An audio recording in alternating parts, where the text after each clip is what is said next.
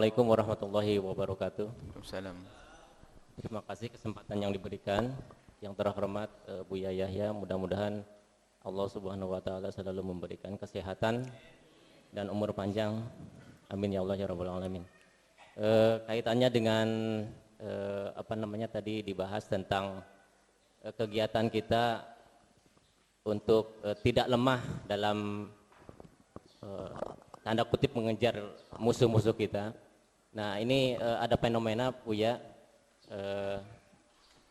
kebanyakan kita sebagai seorang muslim banyak sekali yang bekerja di perusahaan-perusahaan non muslim. Nah di mana salah satu perusahaan non muslim itu ternyata dia membuat suatu yayasan yang memang untuk membesarkan agamanya. Nah ketika seorang muslim itu bekerja di perusahaan itu dan mendapatkan suatu prestasi yang bagus, apakah kegiatan dari seorang muslim yang kerja di perusahaan non muslim itu apakah memberikan kontribusi terhadap kemajuan daripada yayasan yang dibentuk oleh perusahaan yang non muslim tadi? Demikian Bu ya, saya mohon pencerahannya. Terima kasih atas waktu yang diberikan. Billahi taufiq wal hidayah. Wassalamualaikum warahmatullahi wabarakatuh. Pada zaman Nabi SAW, ada sebagian dari sahabat Nabi bekerja di tempatnya orang Yahudi. Ada beberapa sahabat Nabi bekerja di tempatnya orang Yahudi, menurunkan kurma dan sebagainya, menerima gaji dari orang Yahudi. Itu menunjukkan kita bekerja di tempatnya orang kafir bukan sesuatu yang dilarang. Tentunya ada catatan di situ. Bekerja yang terhormat. Kerjanya adalah pekerjaan yang wajar. Jual barang. Barangnya pun yang halal untuk diperjualbelikan, tokonya orang kafir dan sebagainya. Ini ada salah satu yang sudah kami hadirkan dalam catatan. Pertanyaan bagaimana kita bekerja di tempatnya orang Nasrani dan sebagainya, hukumnya boleh asalkan tidak bertentangan dengan syariat kita. Yang dijual adalah barang halal. Di tempat tersebut kita terhormat. Seandainya wanita bukan berduaan dengan laki-laki di situ dan tetap bisa menutup aurat mereka. Kemudian dengan pekerjaan yang rendah. Mohon maaf. Jika pekerjaan yang rendah itu maksudnya kita sengaja direndahkan. Ada teman-teman yang dari Hong Kong atau dari mana yang salah paham pekerjaan yang rendah. Misalnya apa? Tidak boleh kita menjadi tukang ceboknya seorang Nasrani yang disengaja untuk merendahkan Islam. Ada nih kerjaan nih mau nak, jadi tukang cebok. Oh tidak boleh. Tapi kalau kita membantu seorang tua Nasrani yang memang kita hubungan baik dengan mereka dan dia butuh dibersihkan, nggak ada masalah. Tapi kalau ada tanda-tanda ini orang Islam suruh jadi tukang cebok, yang lain bolehlah cuci piring. Hanya orang Islam saja tukang cebok, nggak boleh kita datang ke tempat itu. Karena niatnya untuk merendahkan umat Islam. Tapi kalau wajar ada wanita-wanita yang bekerja merawat seorang ibu-ibu sepuh yang agamanya bukan Islam, dia perlu bantuan, nggak ada masalah dalam Islam. Tapi yang memang pekerjaan yang direndahkan tidak boleh. Kemudian lebih dari itu, mereka itu punya program memusuhi kita atau tidak? Kalau mereka punya program memusuhi kita, nggak boleh kita membantu orang harbi. Haram hukumnya.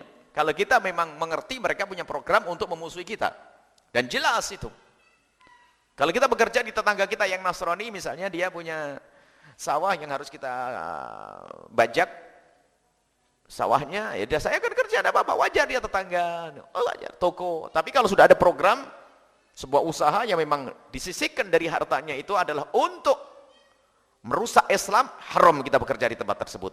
Ini yang harus dipahami. Sebab diam-diam kita membantu mereka.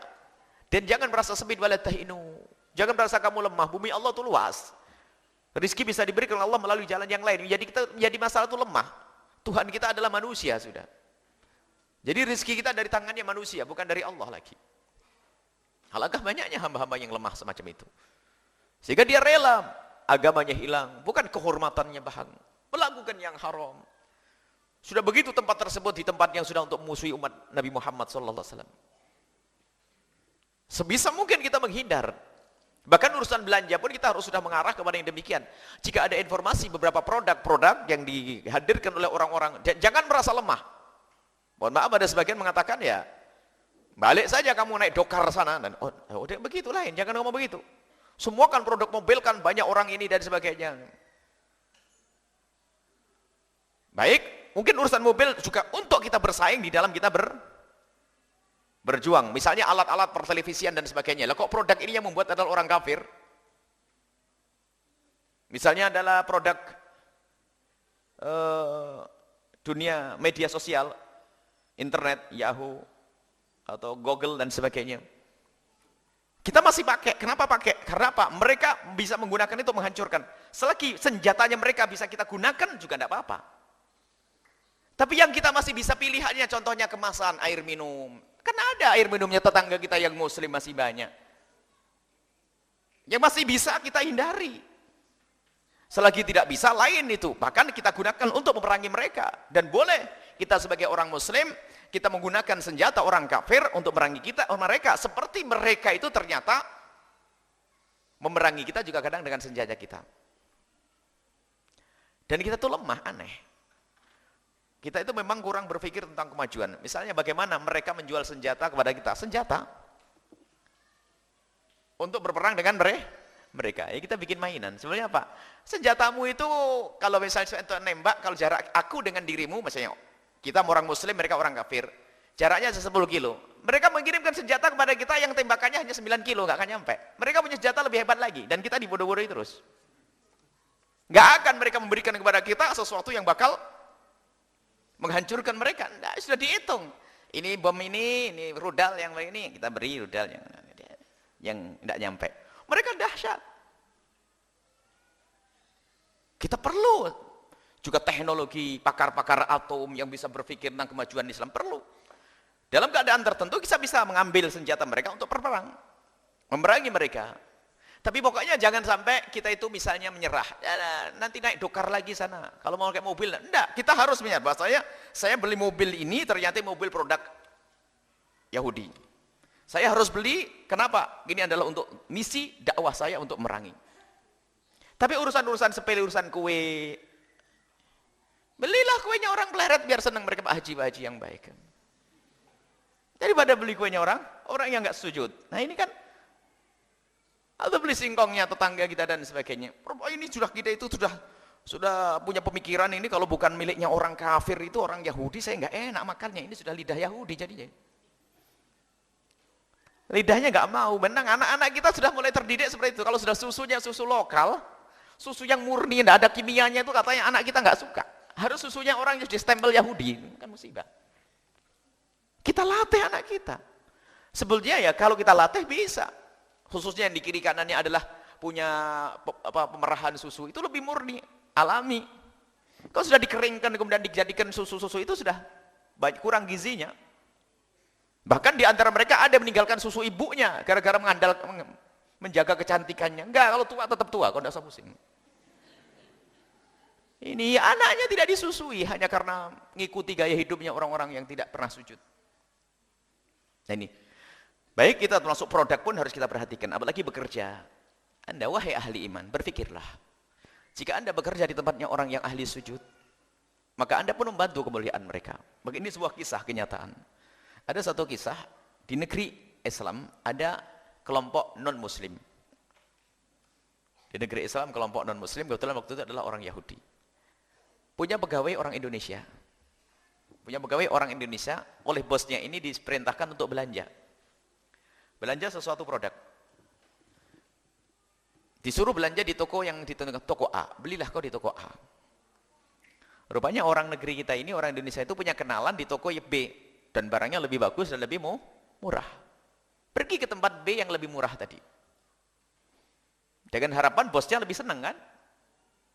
Salah sampai diterima, setelah bosnya dilihat kwitansinya kon. Kamu beli di mana? Di toko. Kenapa tidak beli di toko A? Karena situ lebih murah. Oh, aku tidak butuh lebih murah. Aku butuh perdaganganku adalah dengan saudaraku. Karena si toko A adalah sama-sama Yahudi seperti saya. Duh. Mahal sedikit untuk saudara yang seagama mereka pikirkan. Dan sekarang kita tidak berpikir semacam itu. Mungkin memang banyak ada sebagian kita itu sudah kemarin kita bicara panjang, insya Allah kita hadirkan di sore hari. Habib Abdullah Baharun mengatakan bahwasanya kita itu sudah dicekoi dengan pemikiran yang salah. Suatu ketika contohkan ada seorang Paling takut dengan ayam. Takut dengan ayam. Setiap ada ayam lari ke dalam rumah. Kenapa kamu takut dengan ayam? Sebab ayam telah menganggap saya seperti biji gandum, biji jagung. Jadi pasti dia memakan saya. Ini kan pemikiran. Difahamkan, enggak. Ayam tuh nggak bakal makan, tapi dia telah menganggap saya kayak gandum, kayak jagung. Jadi dia bakal matok saya, makanya dia dekat saya. Merasa kecil tuh, ya kan? Ini merasa kecil ini berbahaya juga ini, wala tahinu. Jadi merasa kayak jagung, sehingga takut dimakan ayam. Ini umat Islam tuh kayak begitu, merasa lemah, merasa ini. Sekarang kita perlu kepercayaan diri kita. Umat Islam kita ini, jangan merasa kayak jagung. Dikasih pemahaman pun masih nggak paham, cobalah. Kau ambil jagung, mana jagung? Jagung diletakkan di tangannya. Loh, jagung kecil kan? Kamu gede. Iya, saya gede. Tapi masih menuntut. Tapi kasih tahu jagonya biar tidak menganggap saya kayak jagung. Masih saja. Jadi nyalahkan orang lain, tidak mau membesarkan diri, tidak mau punya kepercayaan diri. Ini umat kita ini, lihat. Kalau pakai label Islam malah ragu. Tapi lihat orang-orang di luar Islam pakai sekolah nama tokoh-tokoh mereka. Ayo. Kita punya toko saja di kamuflase, namanya nama apa? Wish. Tidak tahu nama apa sudah. Dia pakai label Islam tidak bangga lagi dia. Pakai tanda atribut Islam apa? Tapi mereka punya tanda-tanda yang menunjukkan agama mereka. Mereka berani dan penuh kebanggaan. Yang muda harus bangga dengan label Islamnya. Bukan kalungan beduk loh ya, tapi nanti perlu bangga naik kemana-mana bahwa yang percaya. Ya wajar, jadi harus ada. Tapi ingat, ini kelemahan kita itu. Sehingga apa? Kita jadi kecil, merasa kecil terus takut dipatok sama ayam. Ya. Kalau bicara kalau siapa? Agama apa? Islam. Karena Islam sudah diekspos kecil, rendah, nggak punya kemampuan dan sebagainya. Anda punya kekuatan. Dan Anda bersama Allah yang memiliki semua kekuatan. Berani. Wala tahinu. Jagung. Takut sama ayam. Nah, kok bisa? Kita itu mayoritas besar. Punya, ayo, mau buat apa saja bisa. Cuman sudah punya pemikiran kayak jagung, makanya takut. Sehingga lihat, mereka itu berat, biarpun mereka itu ayam kayak raja. Malah hebat kan? Orang di luar Islam tuh. Punya perusahaan di Cirebon yang mau bekerja di dalam tempat tersebut harus lepas kerudungnya. Jam sholatnya tidak pernah diberi. Ayo, berani mereka. Mereka jago tapi kayak raja. Lagi kita ini manusia kayak jagung rasanya ini. Problem ini.